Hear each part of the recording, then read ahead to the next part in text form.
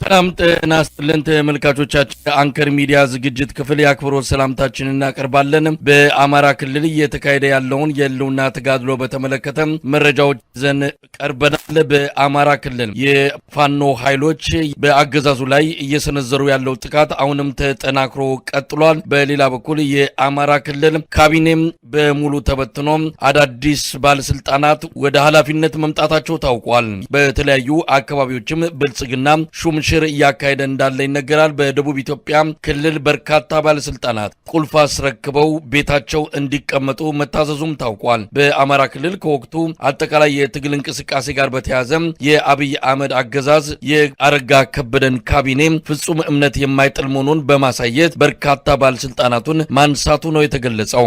በአማራ ፋኖ የሚደረገው ትግል ተጠናክሮ ቀጥሏል። በጎንደር፣ በጎጃም፣ በወሎ፣ በሸዋ የሚደረገው ተጋድሎ በበርካታ የአገዛዙ መዋቅር ላይ ኪሳራ በማድረስ እንደቀጠለ ነው የምናገኛቸው መረጃዎች የሚያመለክቱት። በሌላ በኩል በሰራዊቱ ውስጥ እየተጠናከረ የመጣው ተቃውሞ ለአብይ አህመድ አገዛዝ ብርቱ ፈተና ሊሆን ይችላል ተብሎ ነው እየተጠበቀ ያለው። በአማራ ክልል ስላለው ወቅታዊ ሁኔታ የዘውትር ተሳታፊያችን የሰበሰባቸው መረጃዎች አሉ። ከአውደ ውጊያ መረጃዎች እንጀምራለን። ምን አለ በአማራ ክልል በዛሬና በትላንትናው ዕለት የተደረጉ ውጊያዎች?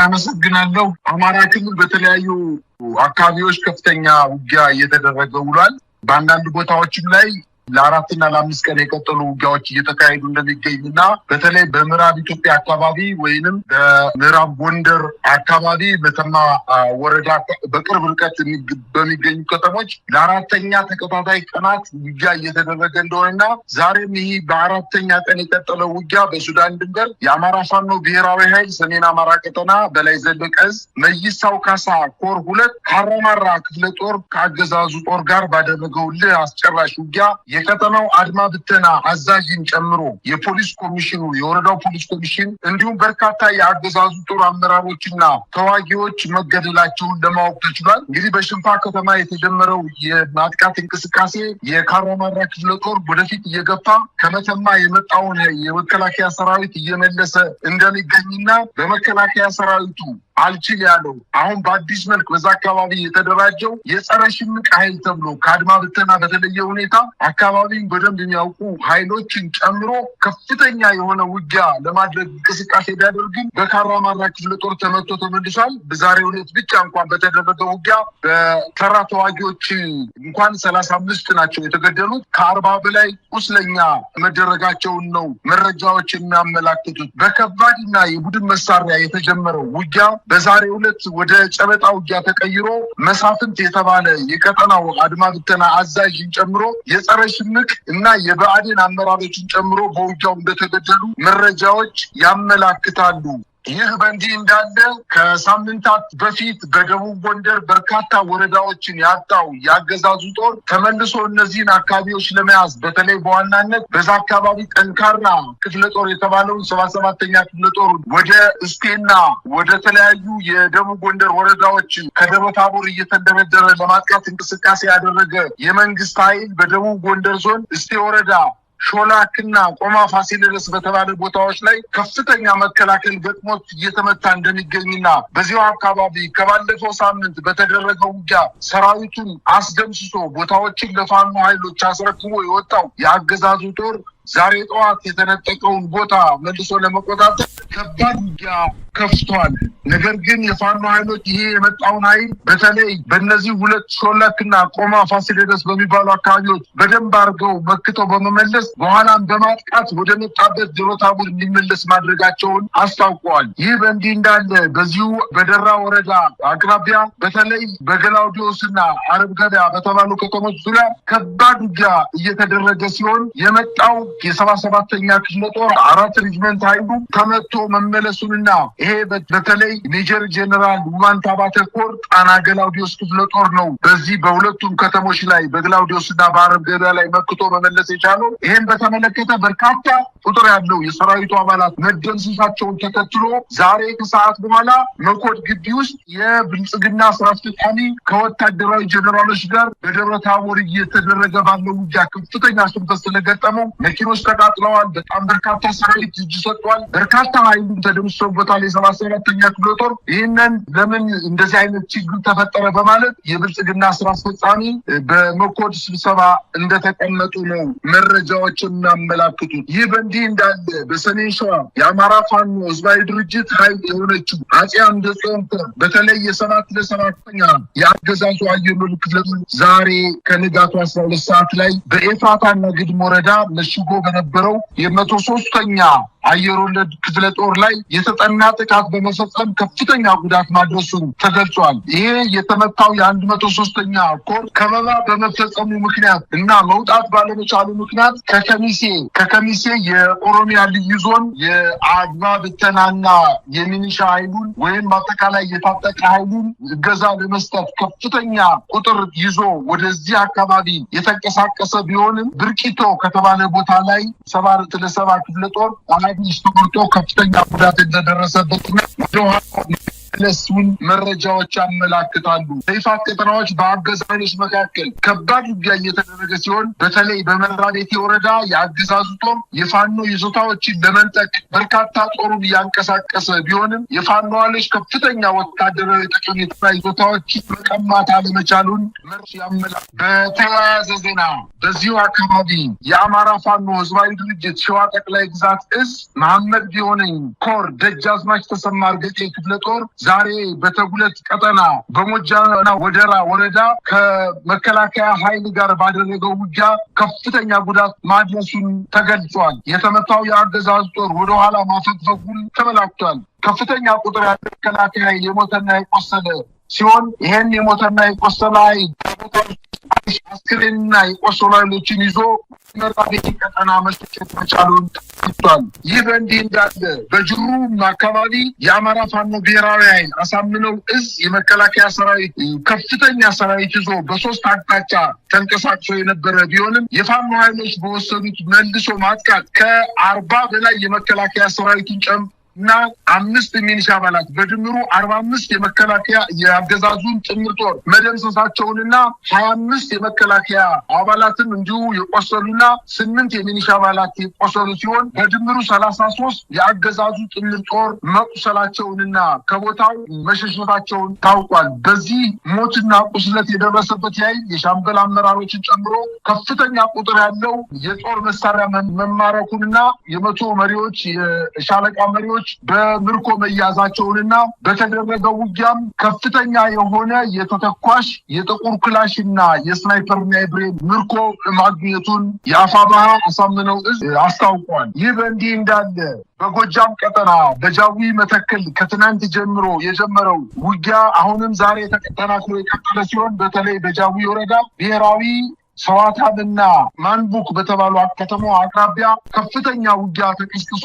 በመከላከያ ኃይልና በዛው አካባቢ የሚንቀሳቀሱ የፋኖ ኃይሎች መካከል ጦርነት እየተደረገ እንደሆነና የፋኖ ኃይሎች ማጥቃት መሰንዘራቸውን የመከላከያ ኃይል እየተከላከለ እንደሚገኝ ነው መረጃዎች የሚያመላክቱት። በትናንትናው ዕለትም እንዲሁ ደብረ ማርቆስ ከተማ ተነስቶ ወደ የጁቤ ሊሄድ የነበረው የአገዛዙ ጦር የጁቤ መገንጠያ ከተባለው ወይም ከደብረ ማርቆስ ከተማ 7 እና 6 ኪሎ ሜትር ርቀት ላይ ብትገኘው የጁቤ ከተማ መገንጠያ ላይ የፋኖ ኃይሎች መክተው መመለሳቸውንና የተገኘውም ድል እጅግ በጣም ከፍተኛ እንደሆነ አያይዘው ገልጸዋል። ይህ በእንዲህ እንዳለ በጎጃም በሸበል በረንታ ወረዳ ለተከታታይ 6 ወራት ስልጠና የወሰዱ የፋኖ ኮማንዶዎች ማስመረቁን የአማራ ፋኖ ብሔራዊ ኃይል ምዕራብ አማራ ቀጠና ቴዎድሮስ አስታውቋል። ይህ በተመሳሳይ ሁኔታ በጋይንት አንበሳው ጋይንት ክፍለ ጦር በርካታ የኮማንዶ አባላትን ለ6 ተከታታይ ወራት ሲያሰለጥናቸው የነበሩ በርካታ የኮማንዶ አባላትን ማስመረቁንና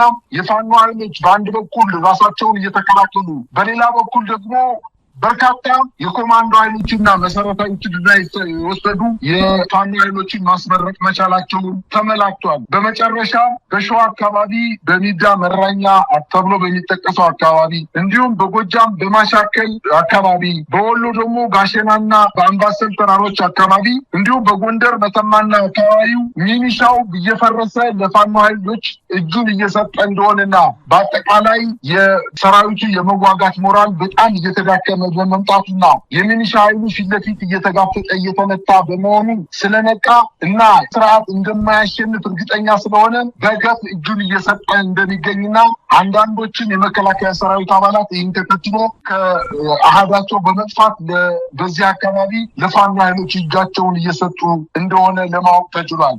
እንግዲህ በአማራ ክልል ያለውን ወቅታዊ የህልውና ተጋድሎ እንቅስቃሴ የተመለከተ በጣም ሰፋ ያለ ሪፖርት ነው ያቀረብክልን። አማራ ክልል እንግዲህ እንዳየነው ከሆነ ወደ 39 የቢሮ ኃላፊዎች፣ የተለያዩ ባለስልጣናት አዲስ ሹመት ተሰጥቷል። የነበሩት ምን አድርገው ነው? በአማራ ክልል ሙሉ በሙሉ እንዲወርድና ካቢኔው እንዲወገድ ተደርጎ ሌላ አዲስ ካቢኔ የተመረጠ ነው ይመስለኝ። የኮሚኒኬሽን ጉዳዮች ኃላፊው መንገሻ የሚባለው ሰው ብቻ ነው የንግድና ኢንዱስትሪ እዛ አካባቢ ስልጣን ያገኘው። በተረፈ ሁሉም ተነስቶ አዳዲስ ፊት መጥቷል። ብልጽግና ፓርቲ ሰው ይቀይራሉ እያለ ነው። ብዙ ሰዎችን አነሳለሁ፣ ለውጥ አመጣለሁ፣ አዳዲስ ሰዎች ወደ ስልጣኑ ይመጣሉ እያለ ነው። ለዚህም አማራ ክልል እያደረገ ያለው እንቅስቃሴ አንዱ ማሳያ ነው። ነገር ግን ለአንከር ሚዲያ በደረሰው መረጃ አማራ ክልል ላይ አብይ አህመድ የፖለቲካ መዋቅሩን መትከል አልቻለም። በየጊዜው የሚደርስበት ኪሳራ ከወታደራዊ ባሻገሩ ቀድሞውኑ ሙሉ በሙሉ የተንኮታኮተው የፖለቲካ መዋቅሩ አሁን እየለየለት የመጣ ይመስላል። የአረጋ ከበደ ካቢኔ እንዳለ ተሽሮ በአዲስ የተተካበት ሁኔታ ነው ያለው። ምን ማለት ይቻላል?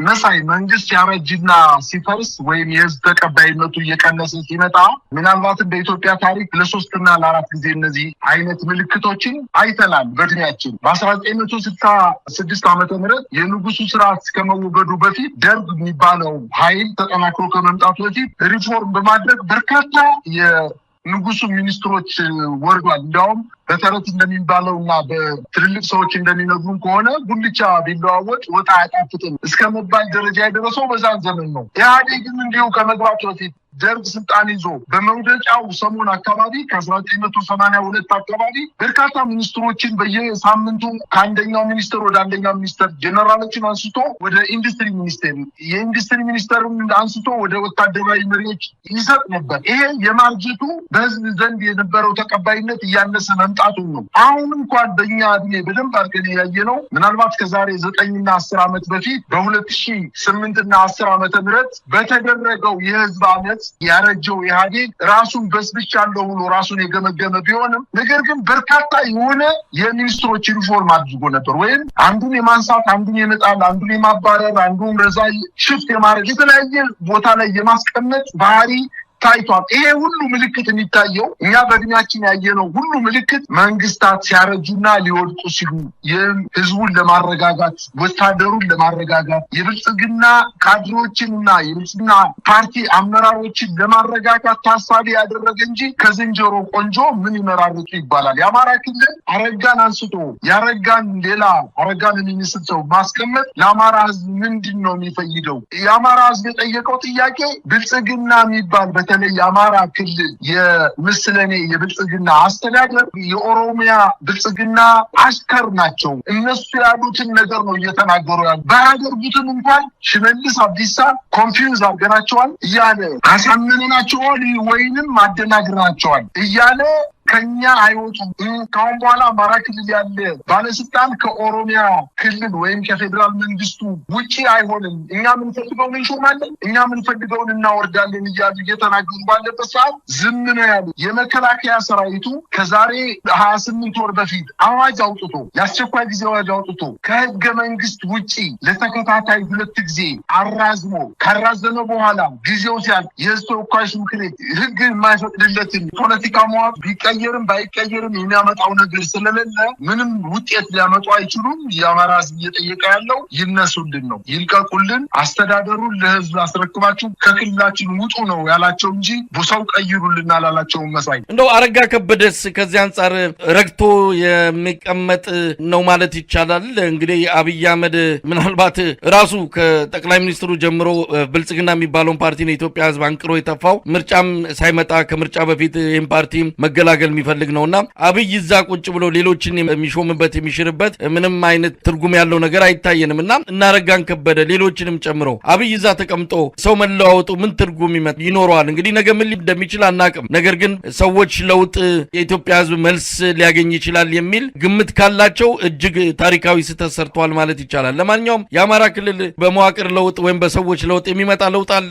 በፍጹም ሊመጣ አይችልም። ምክንያቱም ተመሳሳይ ሎሌዎች ናቸው የሚቀየሩ። የተቀየሩት። አረጋ ከበደ ለአማራ ህዝብ ምኑ ነው? ምክንያቱም የአማራ ህዝብ በዚህ 28 ወራት ውስጥ እንዴት እንደተጨፈጨፈ ይህን ጭፍጨፋ ደግሞ ራሱ እየፈረመ ራሱ ከመከላከያ ሰራዊቱ ጋር እየዘመተ በሄሊኮፕተር ከአንደኛ ዞን ወደ አንደኛ ዞን እየተንቀሳቀሰ አስፈጻሚ የሆነ ሰው ስለሆነ አረጋ ከበደ ለብልጽግና በጣም የተመቸ ለፌዴራል ብልጽግና አመራሩ በጣም የተመቸ ሰው ስለሆነ ምናልባት እሱ ለተወሰነ ደረጃ ሊቀጥል ይችላል። ነገር ግን መቀጠሉ የአማራን ህዝብ ስቃይና መከራ ከማስቀጠል ውጭ ሌላ ፋይዳ የለው። አጠቃላይ ግን የተቀየሩ ሰዎች አጥፍተዋል። ያሉ ሰዎች ደግሞ ትክክል ናቸው ማለት አይደለም። አማራ ክልል አሁን የቀጠሉ ሰዎች ወይም በቦታቸው የቀጠለ 2 3 4 ሰው ቢኖር እነዛ ሰዎች ትክክል ናቸው ማለት አይደለም። ምናልባትም ሰው እንጂ ብሏቸውም ሊሆን ይችላል። ወደ ከታች ወደ ላይ ባለስልጣን ሹመት የተሰጠው ሰው እንጂ ብሏቸው በዛው ሊቀጥል አድርገው ሊሆን ይችላል እንጂ አጠቃላይ አማራ ክልል ውስጥ ያለ አዚም አለ። ባለፉት 50 እና 40 ዓመታት የአማራ ብልጽግና ወይንም ብአዴን ኢዴን ከሚባለው ጊዜ ጀምሮ ሎሌዎች ናቸው። በቃ አጠቃላይ የፌዴራል መንግስቱ ሎሌዎች ናቸው። የአንድ ጊዜ የህወሓት ሎሌዎች ናቸው። አሁን ተገልብጠው ደግሞ የኦሮሚያ ብልጽግና ሎሌዎች ሆነዋልና ከሎሌነታቸው ካልሞቱ በስተቀር ከክልሉ ምንም የባህሪ ለውጥ ሊያመጡ የማይችሉ አመራሮች በመሆናቸው ምንም ለውጥ መጣል ተብሎ አይታሰብም። የአማራ ህዝብ ትግል የመጨረሻው ደረጃ ላይ ደርሷል። ህልውናው የሚያረጋግጠው በራሱ አቅም እና ጉልበት ባነሳው ብረት መሆኑ እንጂ ያ ባለስልጣን መቀያየር ሊያመጣው የሚችለው ለውጥ የለም ባይነኝ። ሌላው